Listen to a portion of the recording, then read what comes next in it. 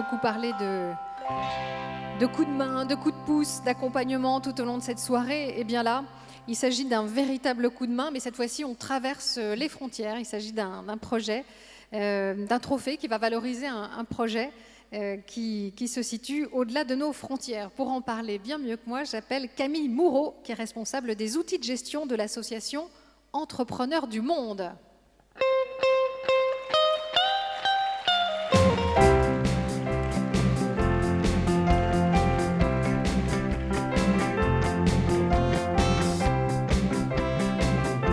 Bonsoir Camille. Alors tout d'abord, permettez-moi de préciser que vous représentez une personne qui n'a pas pu se déplacer, c'est le président de l'association. Tout à fait. Un petit mot peut-être sur Entrepreneurs du Monde, de quoi s'agit-il? Que fait cette association? Alors Entrepreneurs du Monde, c'est une association de solidarité internationale également, qui a pour objectif de lutter contre la pauvreté par 3 leviers, qui sont la microfinance sociale, l'entrepreneuriat social, dont on va parler juste après, et l'accès à l'emploi. Alors puisqu'on a parlé de la jeunesse, moi j'ai envie de faire un petit aparté, puis je m'adresse un petit peu aussi à Patrice Huer qui était avec nous tout à l'heure. J'ai l'impression que c'est un bel exemple de la jeunesse. En voyant Camille, je me dis qu'il y a beaucoup de gens comme Camille aujourd'hui qui font de grandes études, que ce soit Sciences Po ou des études d'économie. Là, je crois qu'il s'agit de Subdeco. Et puis ensuite, ils décident de s'engager dans des projets humanitaires. C'est un peu ça, non, votre parcours? Vous auriez pu finalement rester travailler dans une banque et vous avez fait un autre choix. C'est ça, je suis tombée dans la marmite. Vous avez travaillé où exactement avant d'être Entrepreneur du Monde? J'étais dans une banque d'investissement. Ouais. Et puis j'avais un parcours tout tracé pour travailler dans un cabinet d'audit. Et puis finalement, je me suis aperçue que j'avais beaucoup plus d'énergie et que j'avais envie de faire des grandes choses, j'espère, dans le futur. Vous auriez pu bosser chez Goldman Sachs, par exemple. Et vous avez choisi donc, en tout cas, un lauréat qui va nous permettre d'aller du côté de l'Afrique, je crois. C'est ça? Alors, nous allons au Togo avec...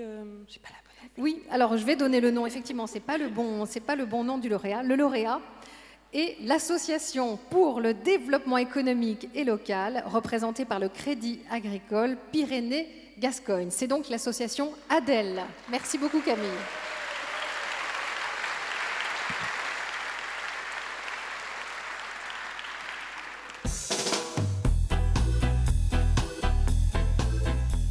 Le Togo se situe entre le Bénin et le Ghana, dans le golfe de Guinée. Lomé, il y a environ 1 million d'habitants. C'est un tout petit pays, tout en longueur.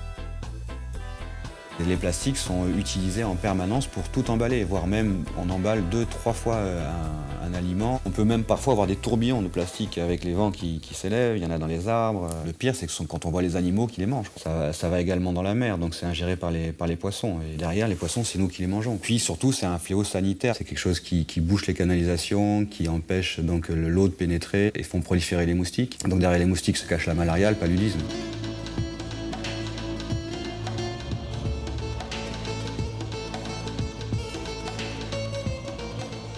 Il y a déjà une activité en place qui consiste à recycler les plastiques durs. Nous, on apporte un savoir-faire et un transfert de compétences pour travailler tout ce qui est plastique souple.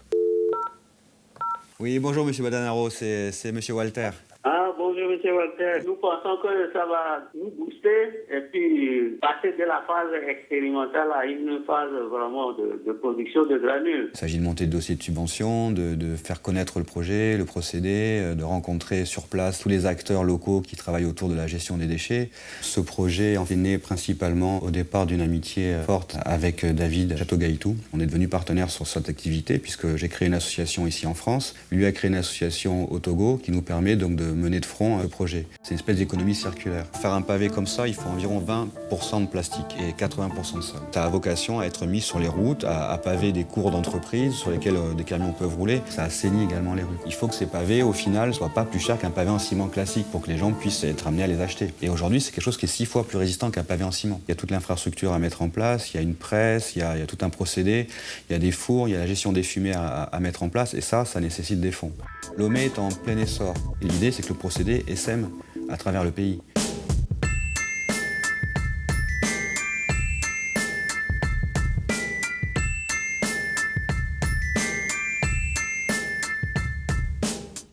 Et nous sommes vraiment ravis de remettre ce trophée à Walter Gauvry et David Château-Guétou qui sont avec nous, accompagnés de Jean-Claude Rigaud pour le Crédit Agricole Pyrénées-Gascogne.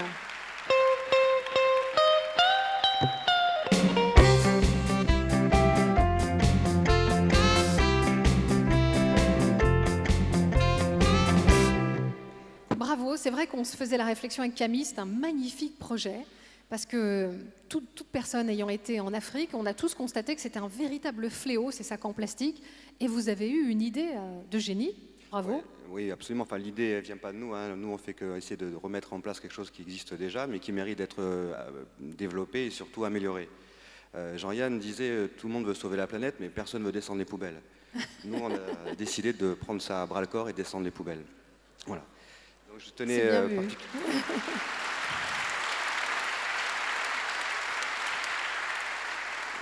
Je tenais avant tout à remercier donc, le Crédit Agricole Pyrénées-Gascogne pour son soutien au milieu associatif et aux initiateurs de projets qui, comme nous, ont la volonté d'entreprendre, et notamment dans le cadre d'un modèle coopératif. Un petit clin d'œil également à Crédit Agricole Solidarité et Développement, qui nous a permis d'obtenir une subvention et qui nous permet donc, de maintenir notre action. Et je pense que les valeurs mutualistes, innovantes et solidaires, qui sont les caractéristiques principales de notre initiative, sont des valeurs fortes et communes avec les valeurs prônées au sein du Crédit Agricole. Bien sûr, nous remercions les tremplins qui vont, grâce à la subvention octroyée, nous permettre de continuer notre travail pour améliorer les conditions de vie de la population togolaise, tout en créant de la richesse dans une dynamique de développement durable. Voilà, merci beaucoup. Bravo. Je voudrais juste rajouter que tout ce projet a vu le jour grâce principalement à l'amitié qu'on a avec David, donc mon ami et partenaire. Ça fait environ une vingtaine d'années qu'on se connaît, on s'était rencontrés sur les bancs de la fac. Lui est parti vivre à Lomé. Et au cours de mes séjours, pour lui rendre visite, à un moment donné, on a voulu avoir une action plus concrète sur le terrain et on s'est retrouvés tous les deux sur ce projet-là. Voilà, je voudrais lui laisser un peu la parole. 20 ans d'amitié qui se concrétisent par ce beau projet. Alors vous arrivez, vous, ce matin de Biarritz, et vous arrivez de Lomé. Expliquez-nous un petit peu, sur place, comment ça se passe aujourd'hui, ce qui va se passer. Est-ce que, comme on l'a vu là dans le reportage, on pourrait imaginer que peut-être dans 6 mois, dans 1 an, on pourrait filmer des routes qui sont construites avec ces fameux pavés? Alors effectivement, j'aurais voulu ce soir avoir de bonnes nouvelles, bien sûr. Alors c'est vrai qu'on est encore en recherche de démarrage, on attend de démarrer, on a eu des petites déceptions, on a voulu s'appuyer sur le tissu local associatif, et c'est vrai que bon, voilà, il faut porter, c'est toujours un peu laborieux. Donc on aurait espéré effectivement en mars notamment démarrer les activités. On va être obligé de remettre ça un peu dans le temps. Courant 2013. Voilà, courant 2013. Oui, en fait, c'est vraiment, on est très proche de démarrer. On veut, c'est une logique de transfert de compétences, donc c'est pas de la production à grande échelle, mais c'est un atelier école, donc c'est relativement simple à mettre en place. Ce qu'on veut faire, c'est le faire bien. Optimiser au niveau de la production, notamment tout ce qui concerne la gestion des fumées, parce que c'est vrai que c'est un procédé qui est un peu rustique. Donc voilà, donc on a un très bon partenaire qui est celui qui a initié le procédé Serval. Ça a un nom en fait, hein, très simplement. Ça existe déjà dans d'autres pays dans la sous-région, en Afrique. Nous, on veut que ça soit écologiquement acceptable. Donc c'est vrai que ça prend un peu de temps.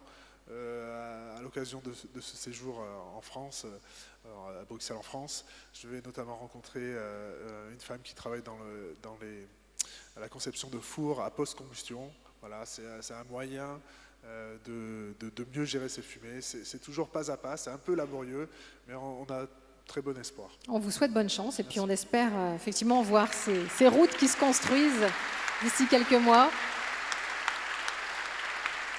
Peut-être une dernière question, une pure question de curiosité, Walter. Vous faites ça, on l'a vu un peu dans le reportage, alors que vous êtes salarié du Crédit Agricole, c'est donc une activité associative. C'est pas sur vos heures non, tout à fait, de Crédit Agricole que vous faites ça. Je travaille en gestion de patrimoine donc à Saint-Jean-de-Luz. Et effectivement, ça me prend pas mal de Quand mes vous soirées, avez fini pas vos mal, journées, pas mal là, de vous- minuit et de mes congés. Oui. Bravo, hein. C'est ça. Donc en plus, bravo.